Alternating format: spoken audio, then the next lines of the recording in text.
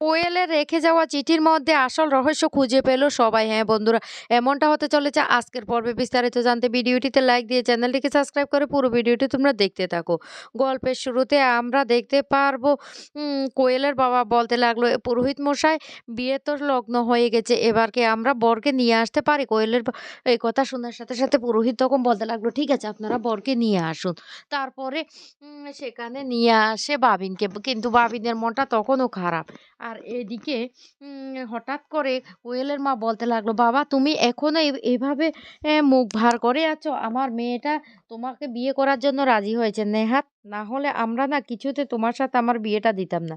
এরপরে কোয়েলের বাবার মুখ থেকে হঠাৎ করে মুখ ফসকে একটা কথা বেরিয়ে যায়, যেটা হলো কোয়েল এ বিয়েতে রাজি হয়েছে, সেটাই অনেক। এই কথা শোনার সাথে সাথে তখনই কাকাবাবু বলতে লাগলো, আপনারা কি বলতে চাইছেন, কি বলছেন? উনি কিছুই তো বুঝতে পারছি না। তখন কোয়েলের মা কথা ঘুরিয়ে বলতে লাগলো, না, না, উনি কিছুই বলছেন না। এইদিকে একা, একা বসে আছে ঘরের মধ্যে মিটিল। মিটিল তখন বলতে লাগলো, "কি ব্যাপার? কোয়েল তো এতক্ষণ হয়ে গেছে বর দেখতে বাইরে গিয়েছে। তাহলে কেন ফিরে আসছে না? কি করছে ও এতক্ষণ পর্যন্ত?" অন্যদিকে পুরোহিত তখন বলতে লাগলো, "যাও গিয়ে বরকে এবার তো নিয়ে আসা হলো, এবার কনেকে নিয়ে আসুন।" কিন্তু কোয়েলের ফ্রেন্ডরা যখনই কোয়েলকে আনতে যায় তখন ঘরের মধ্যে ওরা কাউকে দেখতে না পায়। তখন ওরা ছুটে এসে বাইরে কোয়েলের মাকে বলতে লাগলো, ঘরের মধ্যে কেউ নেই। এই কথা শোনার সাথে সাথে কোয়েলের মা তখন বলতে লাগলো, আমার মেয়েটা কোথায় গেল? দেখুন না, আপনারা আমার মেয়েটাকে এমনভাবে হেনস্থা করছেন। আর আজকে আমার মেয়েটা এখন কোথায় যে চলে গেল, আমার মেয়েটার যে কি হলো?" এই কথা বলতে তখন নতুন বলে উঠে, "শুনুন, আমি একটা কথা বলি। আমরা না কেউ আপনার মেয়েকে অপদস্থ করছি না। আপনার মেয়ে এতটুকু পর্যন্ত যেহেতু করতে পেরেছে, তাহলে আপনার মেয়ে গেলোটা কোথায়? আগে আপনার মেয়েকে সময় থাকতে খুঁজে বের করুন।" এই কথা বলে কাকাবাবু তখন বলতে লাগলো, "হ্যাঁ, আপনার মেয়ের কোথায় সেটা আগে খুঁজে দেখুন। তারপর না হয় আমাদের সাথে কথা বলুন।" এই কথা বলার সাথে সাথে তখন সবাই বাড়িতে ছুটোছুটি শুরু করে। এদিকে কোয়েলের মা খুব কান্নাকাটি করতে থাকে কোয়েলের জন্য। অন্যদিকে পিসিমণি ঘরের মধ্যে কোয়েলের সাথে কথা বলে, মিটিলের সাথে কথা বলে আর বলতে লাগলো, "মিটিল, তোকে এখানে আসতে কে বলেছে? কে বলেছে তোকে এখানে আসতে?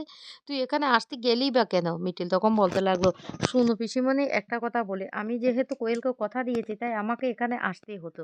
সেজন্য আমি এখানে এসেছি। তুমি না প্লিজ এটা নিয়ে একদম রাগারাগি করবে না।" এইদিকে দেখা যায় এই কোথাও কোয়েলকে যখন খুঁজে পাচ্ছে না তখন অন সেখানে চলে আসে সুলক্ষণা। সুলক্ষণা এসে বলতে লাগলো, "ওমা! পিসিমণি, তোমরা এখানে? আমি তো ভাবছি কোথায়? এদিকে তো কনেকে খুঁজে পাওয়া যাচ্ছে না।" তখনই কুর্চি বলতে লাগলো, "কি বলছে সুলক্ষণা?" সুলক্ষণা তখন বলতে লাগলো, "হ্যাঁ, হ্যাঁ, বাড়ির কোথাও তো খুঁজে পাওয়া যাচ্ছে না।"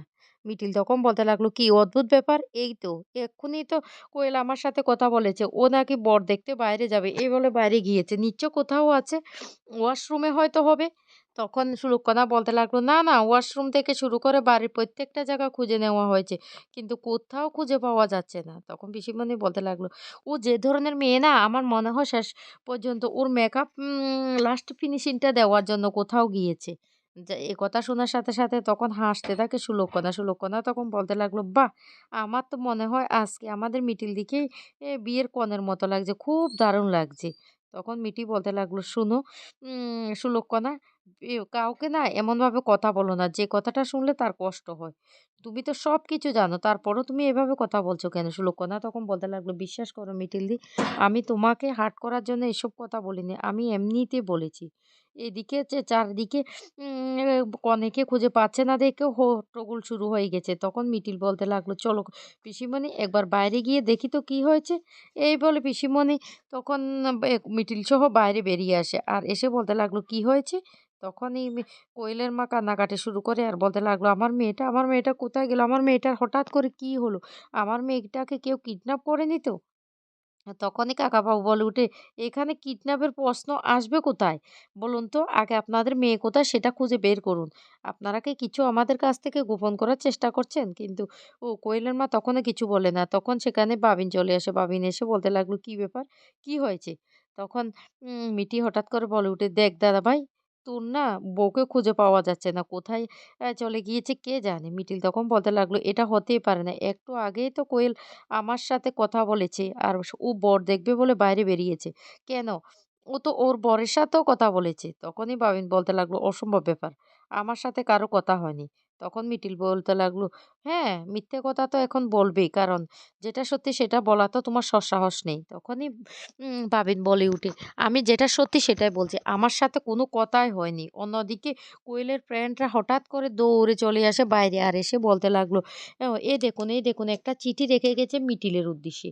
তখনই কোয়েলের মা বলতে লাগলো, আমার মেয়েটা কোথায় গেল? আমার মেয়েটা আমাদের কাউকে কিছু না জানিয়ে মিটিলের জন্য চিঠি রেখে গেছে। কি ব্যাপার মিটিল?"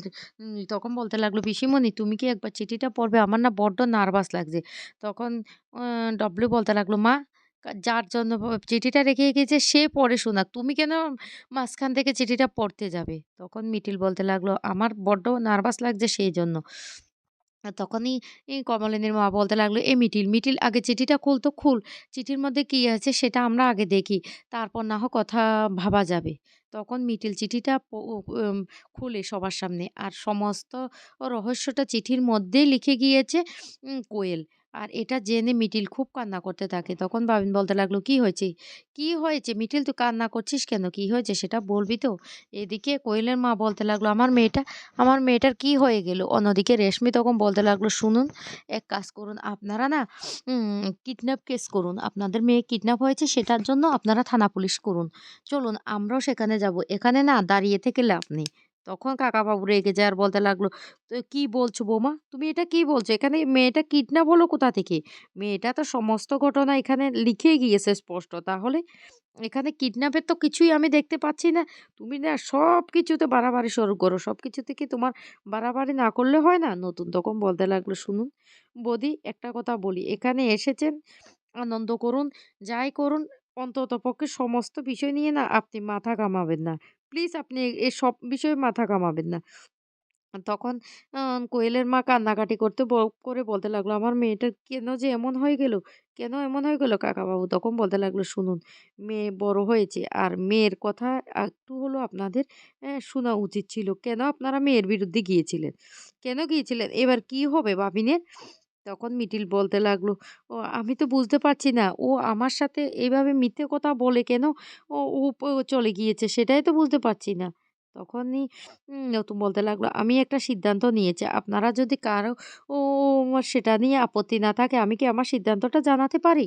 কোয়েলের মা তখন বলতে লাগলো, "আপনি কি বলতে চাইছেন? কি বলতে চাইছেন?" তখনই বলতে লাগলো, "আমি বলতে চাইছি বাবিনের তো অর্ধেক বিয়েটা হয়ে গেছে। আর কোয়েল যেহেতু সমস্ত সত্যি সমস্ত কিছু এই চিঠিতে লিখে গিয়েছে সবটা তো আমরা জানতে পারলাম। তাহলে এবার এ বিয়ের মণ্ডপে কি আরেকটা বিয়ে হতে পারে?"